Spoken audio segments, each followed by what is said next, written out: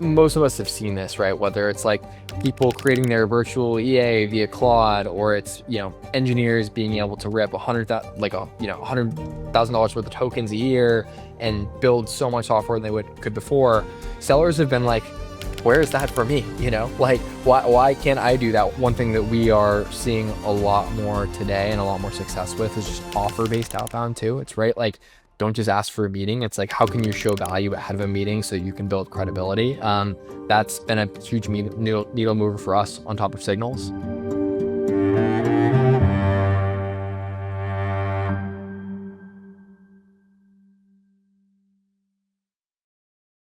All right. Welcome, everyone, to the Stack GTM podcast series on agentic sales, brought to you by the GTM Council. I'm Noah Marks. My co-host, as always, co-host is Andy Mowat.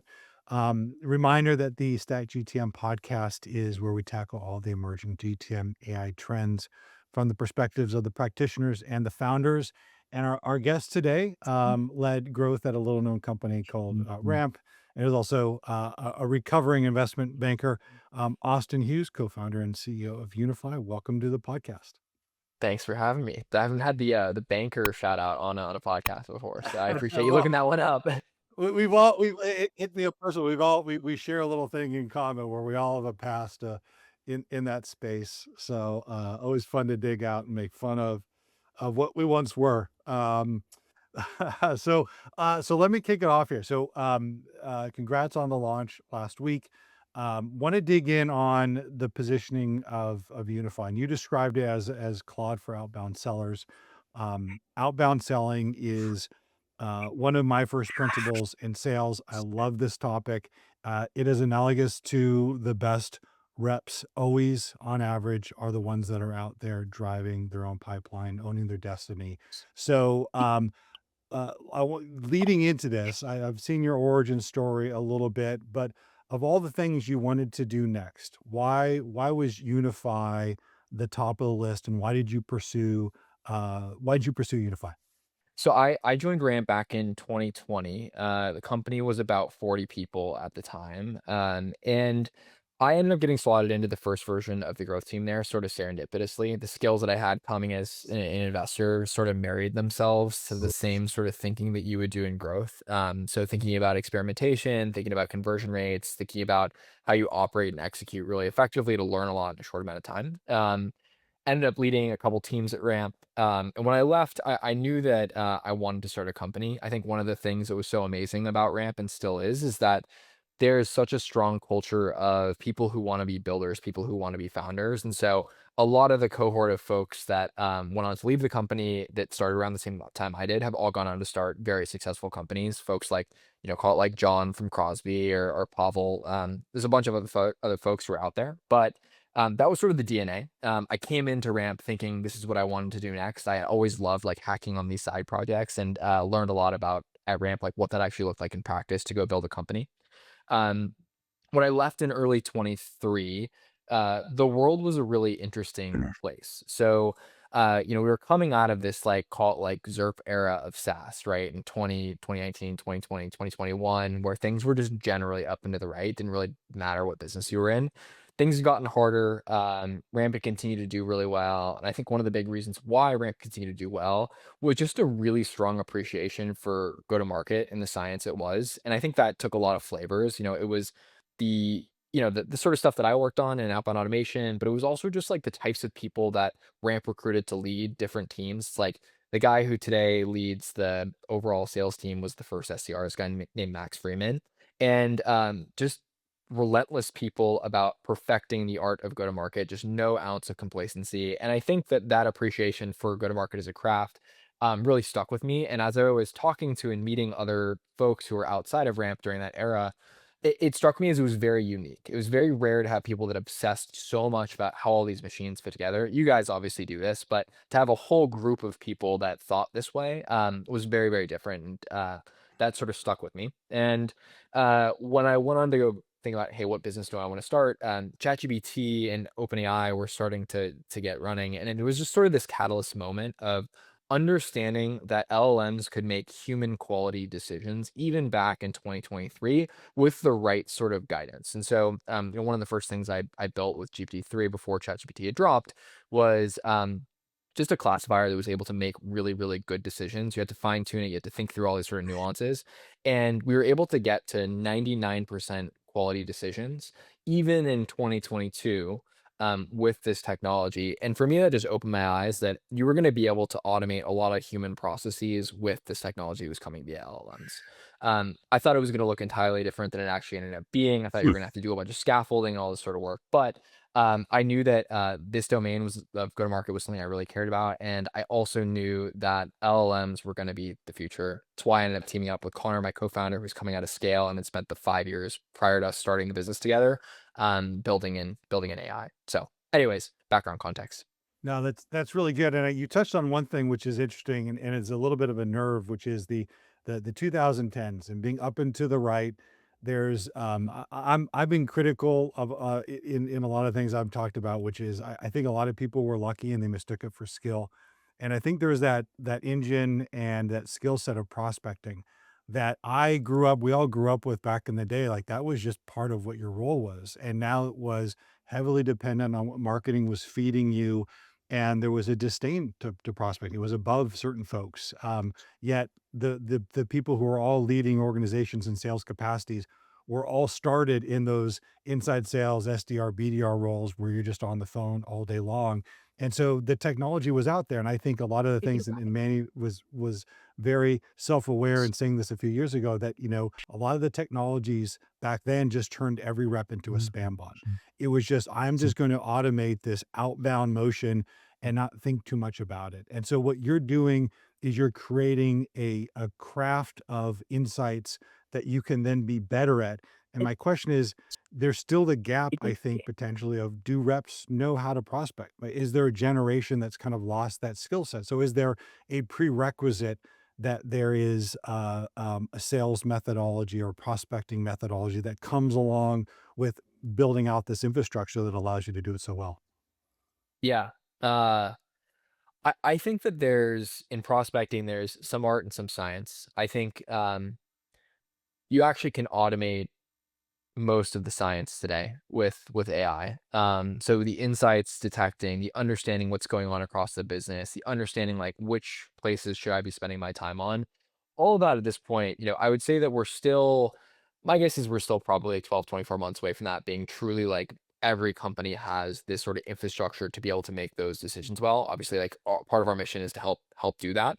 But I do think we're headed down this path where understanding where you should be spending your time across your book of business is becoming much more of hey, a solution can offer this out of the box. And so Yeah. I think to some degree, people may take that for granted. I think there's always going to be value, in knowing how to do those things yourself, though. Like the corollary, I feel like I've heard mentioned in coding is that the best engineers can always think one level below the level that they're working in, and the reason why is they can actually get to the root of like why a system is working a specific way, or detect that next layer of bugs. And I think the same thing is true in prospecting. If you only are able to observe the surface level of what a system like Unify is telling you, you're not able to understand the why that matters. You're always going to be one step behind those who do. I do think though that the art piece matters a lot too, and I think this is the piece that's just becoming more and more important as we get deeper into this AI future. Is that y- to, to be a human, to be able to connect with somebody, to be able to make a funny joke, to do all these sort of things, like they matter so much more. They always, I think, have mattered to people, but I think it's now just so pronounced that they matter more because it's the way that you stand out against the crowd. And I think those pieces of sales and prospecting, or being an AE and being on a call, are only getting more and more important as time goes on. And I think we're going to continue to see this blowback in prospecting too, of like people are just like, meet me in person, like go talk to me at a booth, or like pitch Yeah. me or say something funny. And I think the world's going to keep working in that direction. Yeah. So, you also posted earlier today, I think it was the post that I saw was, kind of the merging of the SDR and BDR worlds, which to me was always a no-no. There was always this specialization around inbound reps and how efficient you can be, versus outbound prospecting, and just your mindset and the mentality and how you need to differentiate those. And so a lot of this coming together, a lot of the things that I held as truths, for a decade plus have now been kind of thrown out, and a new way of approach, which I love. It keeps things fresh. Tell us about Unify and what you've built and how you differentiate yourselves in that tech stack. Yeah. So so as you'd mentioned, Noah, Unify is very much a like Claude for outbound sellers. And so we've built a system by which the best reps are always spending their time on the highest value tasks. They're able to automate and processize as much as they possibly can to make sure they're spending their time on, hey, what are the relevant accounts that are on my website? Or what are the relevant accounts that just hired or had a champion that I've sold to in the past just moved over? They're able to spend their time on those pockets really, really effectively. And Unify is built to be a system that just does that on your behalf. So there's way less thinking that has to go involved, and there's way less work that has to go to gather all those insights. Our business has really continued to evolve with where the world is. In 23 and 24, the way that we accomplished this goal was we had a bunch of workflow builders and data products that we sort of packaged together as a way of feeding information to sellers. Typically, that system was owned by much more of a one-to-many persona. Think a RevOps leader or think a marketing leader. In this era, though, what we're finding is that sellers are able to effectively operate these systems. They just need a skin that looks very different and one that sort of democratizes a lot of the like the skills and the know-how of like how do you build a great waterfall enrichment system? Like how do you understand that in the context of email validation and when is data stale, when is it not? And so what we've done is actually reskinned our product to look much more like something like a Claude or a ChatGPT, where all of that domain knowledge, all that acumen is actually just baked into the product, as well as 40 plus data vendors and a bunch of other things. But the idea is, hey, like, what would it be like if you could use something like Claude to do prospecting across your book and not have to have 7 tabs open at the same time to look at someone's LinkedIn profile, to like go look at their website, to pull XYZ insight. And so that's sort of what we've imagined. Yeah, Austin, I mean, your tagline is outbound agents for every rep. How do you think about, are we going to be automating this or are we going to be supplementing it? I think it depends on who you are. I think if you're an account executive, you're gonna wanna put like, what we typically see today is that, more and more account executives are asked to do prospecting themselves. Yeah. They don't wanna do it. They wanna be on calls, they wanna be closing deals. It's the closest thing to revenue. It totally makes sense. But It's they also also the do. context switching is the other big argument too, right? Like if you're selling a deal and then you got to turn to prospecting, it's just hard to do both at the same time. Exactly, because it's a ton of manual work. You gotta go dig up the list, you gotta go get the emails, you gotta go find the people on LinkedIn, and so the world that we imagine for account executives is like, what is it like if you show up and you've just got a block of high value tasks that are queued up for you? You can go through and add your own sort of spin to them, make sure they feel right to you. But that experience is extremely fast and easy to get through your high value accounts that you want to be talking to. And so for an AE, it probably looks like, hey, you've got this like co-pilot like experience. Um, for an SDR, it is very much so a supplementing thing. SDRs, I feel like are Hmm. it's such a hard job. I had a cold calling block with our team maybe like 2 or Usually. 3 weeks ago. We've got a new product coming out that I wanted to dog food with them. And it's such a hard job and it's such a craft to be able to call someone super effectively that I just always, even though I do believe there is downward pressure on the space in terms of like a lot of companies that were at one point in 2019 hiring for SDRs no longer are. I think we're going to see a little bit more of that compression. I Yeah. do think that that profile and that job is always going to be around. And I almost think that the salaries and the expectations for that role are going to continue to rise as you have it as like a very entry level sales job that's super important for an org. It's a talent development mechanism. And I think a lot of us have seen this, but your best AEs oftentimes are your best performing SDRs that you promote into the org. They just understand the tip of the spear, they understand how to get people excited, and they're super, super hungry. And so my belief is that everyone today with AI needs to do more with less. I don't I think in general that means that you're gonna see some compression of some roles like the SDR role, but we very much so believe that we are building a product for reps that is meant to give them superpowers. And I do think that does change a lot of not only marketing, but just how we think about what we build, who we talk to get user feedback, and who we want to improve the experience for. I love that. When you guys just moved to PLG pricing. I'm sitting there looking at the pricing page now and I'm like, man, I should just sign up for this and play around with it. There Talk you to me go. about the competitive dynamics in your space, why you did that. Yeah, it's a really good question. So the way that we thought about it was we do live in a competitive domain, but I think a question that I think a lot of companies have been asking over the past 6 months is like, who are your competitors and who do you want your competitors to be? Yeah. And um, one way to frame our category is, hey, we are a go-to-market tool that has AI as a big piece of the offering. But the other way is that we're an AI company that focuses on go-to-market use cases. And the PLG motion for us was very much so us thinking about ourselves as an AI company and wanting to push everything towards, hey, how do we make sure that we are building product experiences that continue to get better and produce better outcomes as the frontier models continue to push what's possible.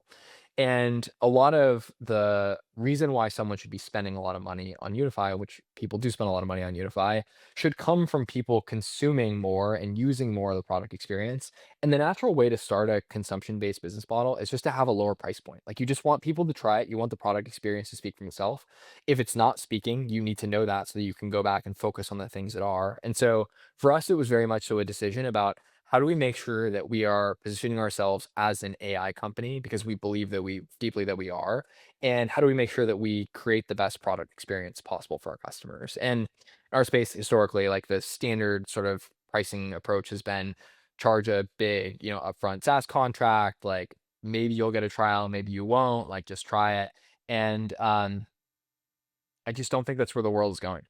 Are the reps at these bigger companies putting down their own credit card to try this stuff? Because that's the original model of Salesforce, right? Like they went out and individual sales managers would go buy their own CRM and do that. Have you started to see that happen yet, Austin? They are. It's really, really cool to see it happen too. And it's cool to see it start virally spreading within an org too. You can tell when a rep at a bigger company just like taps another rep on the shoulder. It's like, hey, you should check this out and try this out. Cause we'll see a flurry of like one rep will sign up and then like within the next 15 minutes, we'll have a few more that sign up. And it's pretty cool to see that happen internally. But as a RevOps leader, I fucking hate that, right? Like it's security, it's Sorry, data, sorry, it's Andy. access to systems. So how do I like, okay, so if I'm a RevOps leader and I mean, this happened with Scratchpad, right? That was 7 or 8 years ago. I invested in the company. They got 30,000 reps using their um, template to kind of update Salesforce and be more efficient.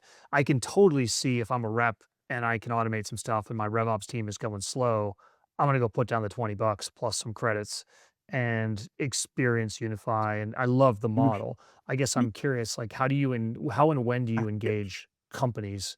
And what if a company's like, hey, I'm worried about data security or I don't want to give access to systems? Like, how do you think through that? Yeah, the experience is very much so designed to be lightweight, right? And so if you want to get really heavy into deep integrations with your CRM or things like that, you're going to Mhm. be moving on to one of our more sales-led plans. But a lot of the use cases we see start with just basic things, right? Like, hey, across my 250 accounts that I have in a Google Sheet, like go find me the leaders that started in the last couple months. Or hey, like which of them are actually hiring for XYZ role or use XYZ piece of tech. All those things, you actually don't need deep systems connectivity to do those things. You just need a spreadsheet and you just need all of this really, really rich third party information. And so, we do very much so, Andy's, come from the world of we've sold, to public companies. We care a lot about the security piece, like the robustness of those integrations, and have a lot of respect for that process. This experience is designed to give reps a taste of things without creating any sort of like compromising experience for the RevOps leaders. Um, Ultimately, we do hope that the reps then come to you and say, hey, you gotta go buy Unify. That is the motion we want to go after. But it's worked well for us so far. That's cool. I'm excited to see that motion. No Yeah. questions. You asked The that uh one again. the Yeah. the stepping stone from just using a basic, OpenAI, Claude to do some basic fundamental individuals. I love how you're Me. the concept of just making your interface a lot more simple, just to be that step up. What's the compelling event that gets people from going from we're just going to build some capabilities and tools and do some individual research to then I'm going to go invest in a platform? And the context being is a lot of CEOs are buying an enterprise AI tool saying, do everything with this platform. This is going to be the thing that we basically run the business with. So why are you needing to buy a separate product to go out and do this? I think that's part of the challenge is do we want to try and run and build another product or do we want to leverage somebody is becoming an expert in this space and we can leverage their capabilities? How do you help people get over that gap with the folks that own the purse strings? Yeah. So I think there's a lot of I'm curious how you guys feel it, but I think there's a lot of things happening right now in the world in the marketplace. So obviously we've ridden this wave of Claude over the past, call it like 3, 4 months since honestly since December, January. And it feels like now it's like, okay, like the party's over a little bit. Not like it's actually over, but there is this element of everyone is leaned so far into Claude. And, for a business like ours, we're spending, a couple $1,000 a month on tokens at this point, right? To be more effective. That very quickly, the world is moving towards I actually don't need the cutting edge model to do XYZ task. What I want and what I care about is predictability and cost. And so we're already starting to see that shift, I would say generally, which inherently, right, the foundation model companies have an incentive to want you to spend more tokens. That is their entire prerogative and have it be on the most frontier model. Um, I would say that what we see happening is like there's a very distinct pull for our product when somebody cares a lot about getting access to really high quality, really reasonably priced data. Like Yeah. that is really the compelling event for us is, hey, like I've got, sales nav over here. I maybe have Clay with some data, but my reps don't have access to it. And all these different systems aren't really speaking to each other. The compelling event for us is that we can give you access to 40 plus really high quality data vendors. A lot of those are actually stored and indexed in a very, very specific way within our own systems to be very fast, very performant, enable a lot of type of searching that you wouldn't be able to do in a lot of other platforms. And so overall, what it means is that reps can just like come up with a basic query or a complex query, and it can yield really high quality results in, call it like a minute or two, right? And What's if an example of something I can do with you guys data structure wise that I couldn't do with like a deep line or a clay or a scale stack or something like that? So I think take something like clay, like you can do anything, right? Yeah. Like you could basically build anything, but the question is like who's building it and how much time are they investing in it, right? Where it's like, okay, you want to build a really sophisticated enrichment stack where you're pulling from 4 different data sources and it's going to waterfall here, and then you're going to clean this data point, and then you're going to aggregate it, and then eventually going to push it to your systems. Typically, when we talk to teams, that can be weeks on end. Those systems then have to be centrally maintained by somebody that's highly technical, right? And usually isn't very high demand within the organization in general. Um, and so the value prop for us is very much so, hey, like match those types of capabilities, but do so with natural language instead. And so in practice, right, if you wanted to pull, hey, I want companies that are hiring for, that are hiring for reps. Those reps are full cycle AEs. They're on a Salesforce tech stack. I validated that with job posting data. I want to make sure that they've got a new revenue leader at the company that's really sort of in the mode of trying to do a lot. And the company's raised a Series B in the last couple of years. All of that all of a sudden becomes a bunch of agents that go out and tool call and use skills to navigate that information, distill it together, and aggregate it back in one screen, one table. One prompt is all you need to do that. And so it's really about accessibility of that type of work and that type of thinking. And it's more push towards make this work 100 times easier than it is like open up entirely new capabilities. I will say that one of the things that we do deeply believe in though is we try to take the most common data stores that people ask us about. So, commonly like LinkedIn data is a very popular source for a lot of things. And there's a ton of really interesting and compelling things that you can do with that raw data where there's almost an insights layer that you can layer on top, whether you're able to join across what you're seeing in terms of like actual headcount data versus job posting data. You can cluster on teams, you can cluster on initiatives, you can think about what sort of skills or tool stacks are people hiring for, all these different ways that you can sort of understand in business now that you can do through AI on top of all this raw data. They're things that are better done at mass scale and thoughtfully, right? Because if you're trying to take, billions of records, process information in a really thoughtful way. Inherently doing that with the foundation models is very, very expensive and costly. And so something we invest a lot in is how do we solve those types of problems in really scalable, accurate ways so that all of our customers can sort of benefit from that value. And as much as possible, we try to give that stuff away for very, very reasonable price so that people view that as the reason why they come to our product. I love it. Yeah, I've always thought of you guys as really excelling on the data side, and it's funny how the data vendors and some of the outbound vendors collaborate on that side. I guess one question we've asked a couple guests, which I'd be curious here is, because I think this is really helpful for a lot of people thinking about this type of software. It's like, what types of clients that come to you are successful and which ones are not successful, right? Like, what are the success factors where you're like, hey, if you're going to use a product like Unify, you should have these things. These are the mistakes you're all going to make. Yeah. For us, it's interesting is the teams that have reps that are responsible for their own prospecting, like those are the teams that we want to sell to. Where interestingly we don't shine as much, which has changed a lot over the course of the last 12, 18 months, is teams that are highly technical that want access to the bare metal. Those places are not places today that we, I would say, play super, super well. So, in the past, Andy, somebody like you, I think would have been a really great buyer for us because highly technical with the systems, understand everything down to its brass tacks. We find that the more technical somebody is today, the more they want to push into the underlying infrastructure and they want full control over each of those pieces. Hmm. Our value proposition is very much so simple, fast, performant for reps.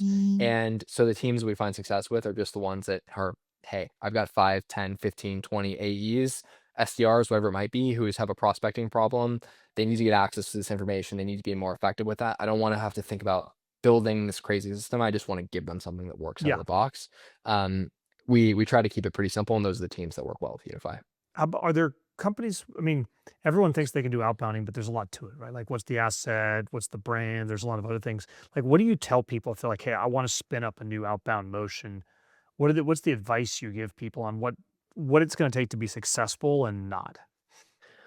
The most important thing is just it's a team thing, you know? I think ultimately when you try to do outbound for the first time, the tools matter a lot, but I think what I find is that the teams that are really strong, they're tool agnostic. They don't rely on a specific tool to be successful. There's a certain element of tenacity, idea generation, speed of execution, etc.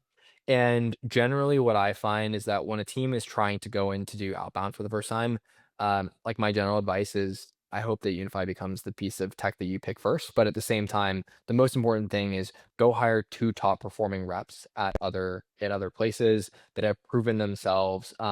Ideally, they've done it at companies where it's actually not that easy to sell, or their value prop is tricky, or they play in a really competitive space because those people have just really learned how to hone their craft of like what actually gets a buyer really interested in that context. You can get two of those people to see your motion. Doesn't matter if you're using Unify or if you're using like a just like an old school flip phone, like you're gonna have those people be successful, and that is the seed to getting outbound going at your company. It's always why I say don't underhire those first two people and figure, let me get some junior people who don't know what they're doing and just have them call. Like, let's get some people that really understand how to do this motion, and then you can clone them 3 or 4 times. But it also hits at like the core piece of success is still you can't get AI to cover all of the gaps in your business. AI can help you be more effective at what you do, but simply those fundamentals of sales skills and like you have to have those in play. You can't just skip over stuff and just, well, we're just going to automate all the things. I was talking to John Barrows not so actually relatively recently, and his business has never been better because he's like the stuff I'm saying now was the stuff I was saying 10 years ago because it's those essence of like, how do you have just conversations and discovery and what are the type of messages that resonate? And you're not trying to sell people on a first interaction. You're trying to establish credibility. And I think if you're doing this on your own and you built something and every rep is going out there and using their own thing. I think what you miss is capturing what the best practice is for your organization. And so kind of leading the witness here, but I think there's an element where by using a common platform, you're able to learn from what your motion is, what the success is at various segments or various regions, and then boil that back to the organization to learn and improve and get more, a nice bell curve of attainment from the reps. And so fundamentally, that's why I like a system where all the activity is captured because then I can get some insights from it. Versus if everyone's doing their own, it's they might be successful, but I don't know how or what and how to replicate that.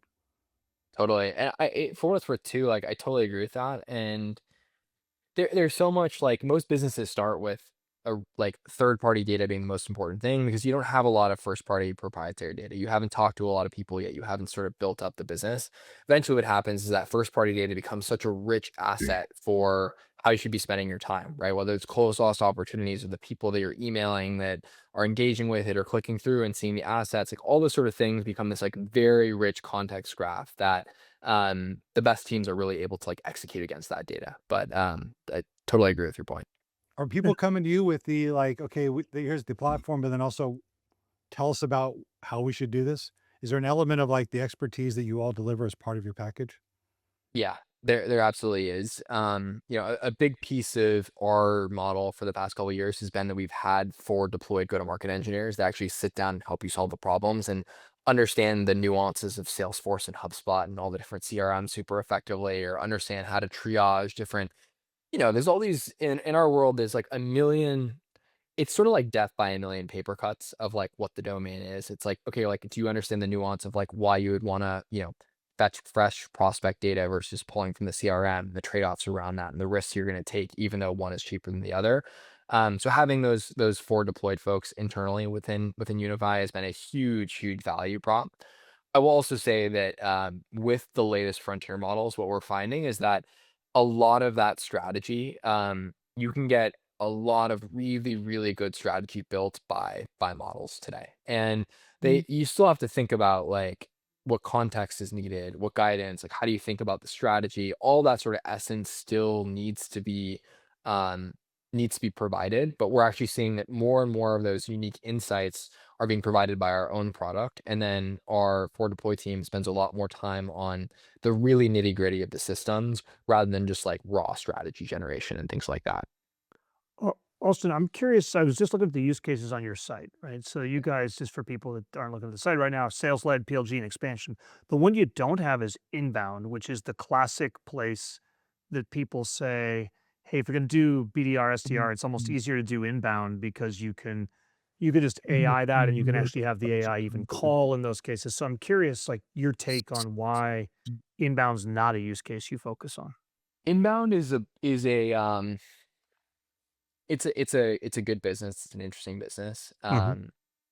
You're thinking something like like Qualified or as an example, or like maybe Drift in the last generation. And is that what's coming to mind when you think about inbound? Yeah, yeah. I mean, Reggie always talked about, hey, we're great at inbound, and then you can eventually, it's going to be a lower risk to roll out inbound than it is outbound, right? Because inbound, you're just taking somebody and you're saying, oh, great, you have an interest in our product. Here's the most relevant thing. And it looks like you guys just skipped over that one completely. And I'm curious your strategy on that. We've always been in the business of building a giant company, and at the end of the day, there is a when you think about outbound, a lot of what matters a lot is this third party data stuff. And most businesses out there need access to those systems and those information pieces.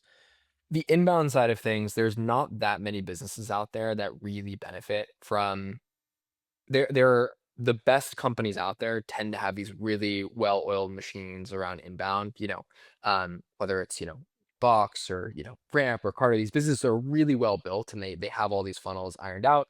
Even we have a flavor of that at Unify. But it's just a matter of TAM, and where the opportunity size is. I like And, that. those big companies they still care a lot about outbound.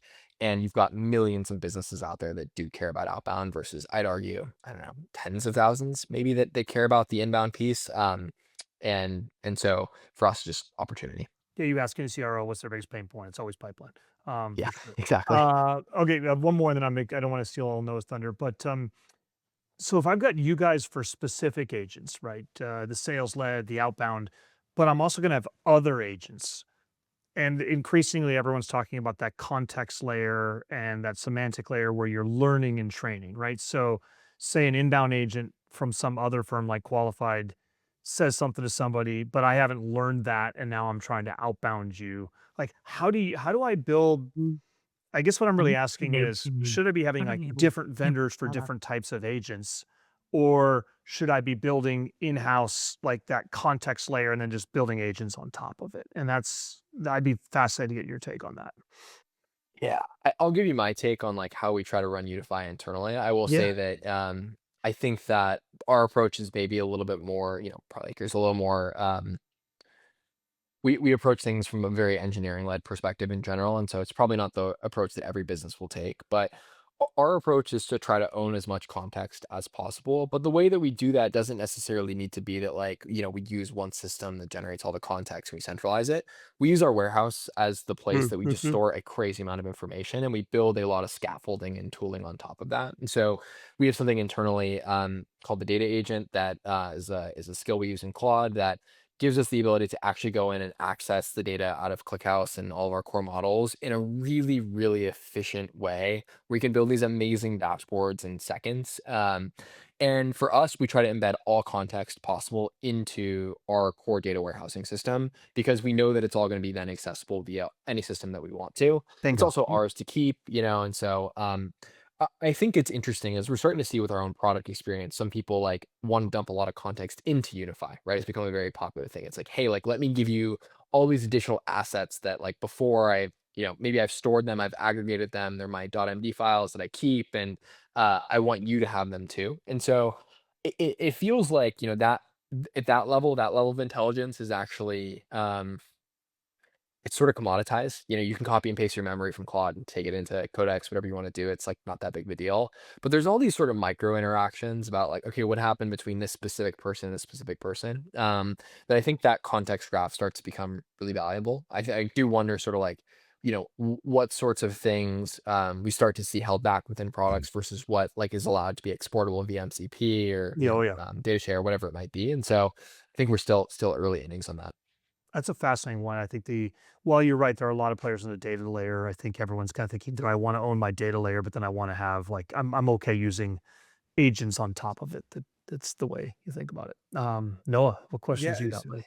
No, and you bring up a fascinating thing, which is, do you want to have different vendors in different parts of the cycle? But if you're building that context graph during the top of the funnel, like my mind was just going, well, then why could I not just also use Unify through the pipeline process, through the sales cycle to monitor the signals that are happening both internally and externally there to help make sure that I'm driving the right deals to closure. And then once they're customers, that's kind of the same thing. I'm identifying the signals internally and externally, and it's signaling what I should do and how I should potentially react to it. So it seems to me like the underlying model, Mm, while you're focusing on the prospecting, if you're building that context and establishing that credibility mm, of how you interact and what the other person the people on the other end of, mm. of this communication care about, like that seemed to be something that just carries on through to forever. Like that, it seems like you're building a building block, and I know you have a use case that you're pointed out for, but like, it, am I wrong to think like that's a natural extension of just continuing down the sales cycle? Like we do see a lot of pull in that direction already, which is like, hey, like I actually want to be monitoring all the companies that have in pipeline, or I want to be Yeah. monitoring, everybody that, was an opportunity that I worked in the past. All these sort of things are natural. They're naturally offshoots of having really high quality data that you can trust, right? If you trust those sort of things, then those insights become really trivially easy, and we do see quite a bit of that. I think one of the really interesting things about the business for us has been we've seen a really strong pull within the account executive persona. We weren't expecting that. We were very much so expecting to see a lot of pull from SDRs, but there is a lot of pull deeper in the funnel. I think again, just it's um, I think a lot about what's happening right now in go-to-market is similar to sort of like, maybe last generation, but like the Canva Adobe parallel, where Canva just opened up the market for designers to be a much broader swath of True. people that couldn't access design before. And in our world, like prospecting was such a like bespoke science of like you got to have all the different tools, you got to know how they connect, you got to know how XYZ works, and as that gets easier, people start applying those building blocks to all sorts of parts of the funnel, which is really fascinating to see happen. Yeah, prospecting for the every person on there. Is there, in terms of the tech stack, there is a long tail of capabilities. Are there other, when you kind of envision the perfect scenario for you to fit in, what does that look like? What do people have today that they're moving from? I mean, a lot of our experience, or we call experience, is just a result of failure. And so we've learned from those and we learn what not to do in best practice. Um, when folks come to you, is it they've tried other things, they're trying to do it on their own? What's that compelling event that really gets people across the hump? I mean, certainly driving pipeline is ubiquitous in every company as a North Star.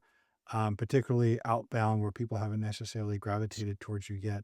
What's the sort of environment that makes it perfect for your for Unify? And then if you want to take it one step further, are there other applications that just show maturity in the tech stack? Be like, oh, this is a great opportunity for us. Like this is somebody that's actually thinking and maybe knows what good looks like. Because I could see people kicking the tires and just like, I don't know, this sounds good, but I don't really know. And that's a tough obstacle to overcome.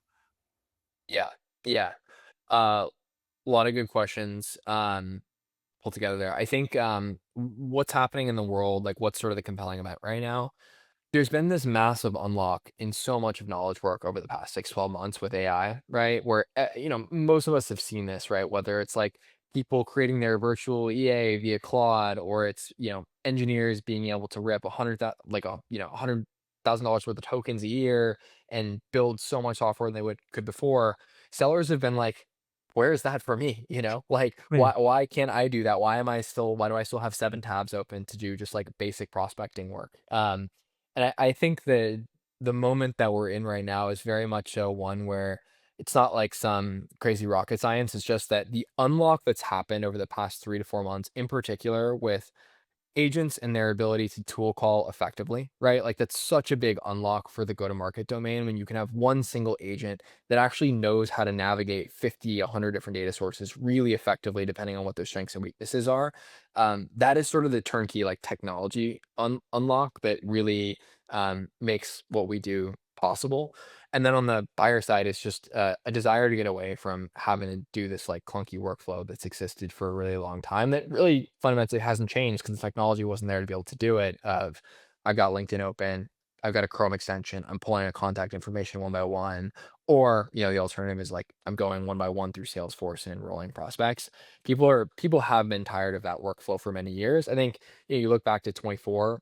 That's why the AI SDR sort of like craze sort of took off. Didn't work out, but there was this belief that this isn't the right way of the world. This isn't the way that people should be doing this work. It should be easier, and it's finally here. Um, and then in terms of just like tech stack and things like that, I think that the teams that I think most teams benefit from what we're building. I'm a little biased, but it's just the thing that we've always found within our company and within most companies that I've worked in is there's always more demand for go-to-market engineering resources. There's always more demand for RevOps help than is able to be given. There's always been a RevOps backlog of like the 50 things that we want to do if only we had time. And now the answer is just, hey, like, can you delegate some of those things to your reps to be able to do themselves because you've got the tooling that actually lets you trust that they're going to do the right thing, and reps can get to a similar level of quality. And so I very much so see this as like, look, our product can do all the capabilities of something like your traditional sales engagement product, your traditional, data vendors. But actually, under the hood, like I care really deeply that people just try it, and it can be a complement to what they use today. It can be a replacement, but ultimately, it's just a matter about how it fits into your stack and where your org needs leverage. And I think most orgs today just have this additional backlog of demand for this work Yeah. that's just not being filled, and our hope is to fill that. Yeah. Au That's good. Austin, you guys are I mean, if I think about it, of all these outbound players, you guys have thought probably the deepest around data, which I really love. As I normally when I encounter signals plays, a lot of these signals are, think of it like job change or new hire or things like that. They're not really actually buying signals. They're just like opportunities to reach out, but everybody's all played those out so much that it's kind of hard to actually leverage those. And a lot of the companies that I see that are really innovating are going out and finding like the unique signals for their business versus using more of the generic ones. And so I'm curious, maybe the two-part question is, you know, what, how much do you guys help people with those more unique signals for their business? And second, like, do you have any examples of really cool, innovative type of campaigns and signals and that people are using? Because I'm sure you think a lot about the data and you get to see people playing with data and doing things in different ways than other people do. Yeah, it's so I think to your first question, the ways we think about these strategies, historically we leaned into them with this like forward deployed, go-to-market engineering approach. What we're seeing more and more is that the foundation models are really good at doing this sort of strategy thinking, again, given the right guidance. And Mhm. so I'm actually amazed at what we're able to spit out today. Just you on one of the first things that happens when you onboard Unify.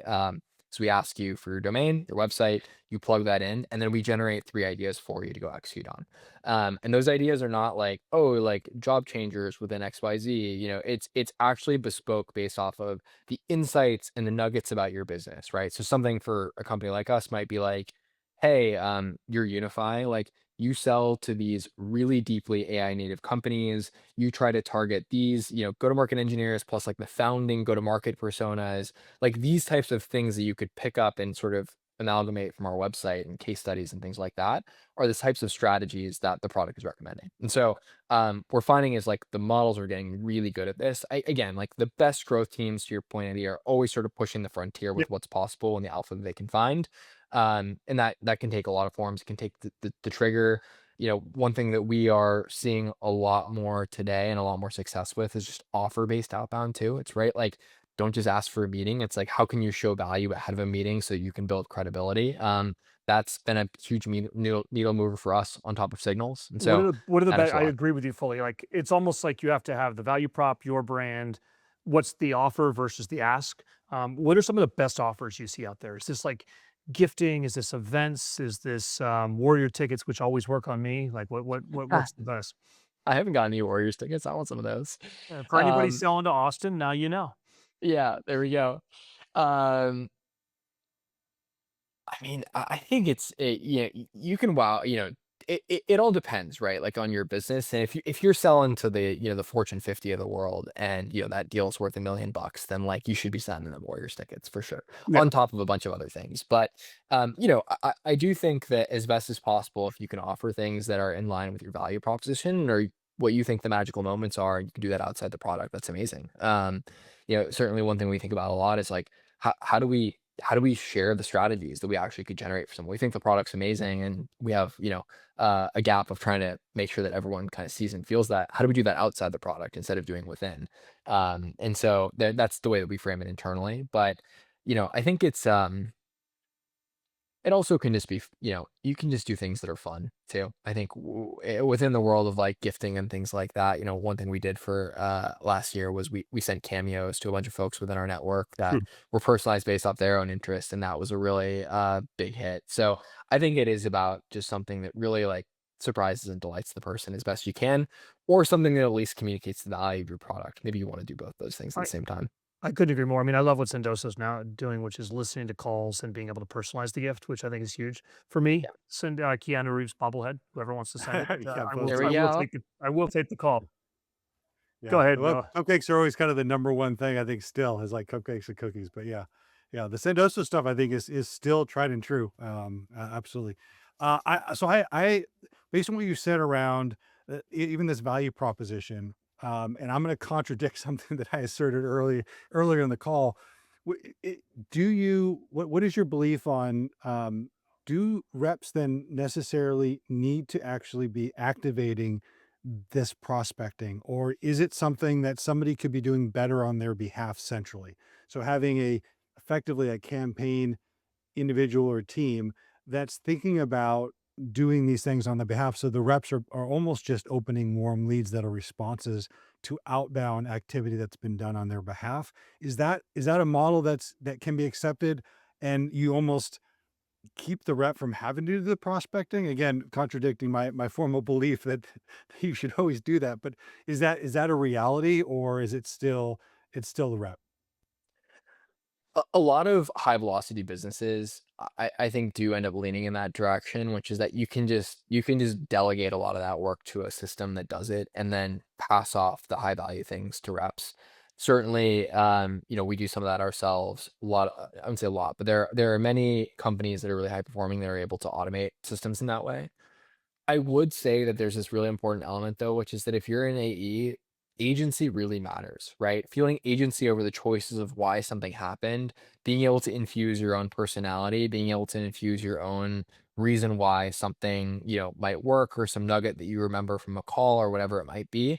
It just really matters. I think we see it in how people use the product, where they see trust, where they don't. And I just in general believe that if you're a rep that owns like, a couple hundred accounts, like you're going to want agency over everyone that gets touched there, right? And you're going to want to add your own flavors, and it's ultimately going to give you more faith that the strategies that are being executed are the right ones, and give you more intuition of like, okay, if the messaging I'm testing isn't working, like how might we change it? Versus today we see teams where like you try to automate too much on behalf of sellers, and maybe a different team comes up with the messaging, and sellers just don't It's very trust that generic work. and it just can kind of whitewashed, right? Yeah. Yeah, exactly. Yeah, I think there's an element where, um, and I don't see this enough, where in your call you're not selling the whole deal. You're basically selling your relationship. You're in, particularly the first calls, and what I'm not seeing enough of is people adding value to their interactions. It's really pushing me to do something, but you're not establishing why I should talk to you or why I care about you. And I think that that fundamental piece of, are you offering any value? Like, I appreciate like the interest that you want to sell to me, but like, why am I talking to you and not one of your competitors? And chances are, if I am talking to you, I probably am talking to one of your competitors. So that ability to personalize and having that agency over it does make sense. All right, good. So I can stay with my assertion. The A's should absolutely own their destiny there. 100%. Well, cool. Well, Austin, this has been great. We are up against the hour here. Really appreciate you talking to us today. I'm glad we could finally get it scheduled, but appreciate all you're doing, and congrats on the new launch. This was a blast. Thanks for having me on the show. I'm gonna go sign up for one of those PLG accounts right now, guys. Have a great Here we weekend. go. Give us some feedback.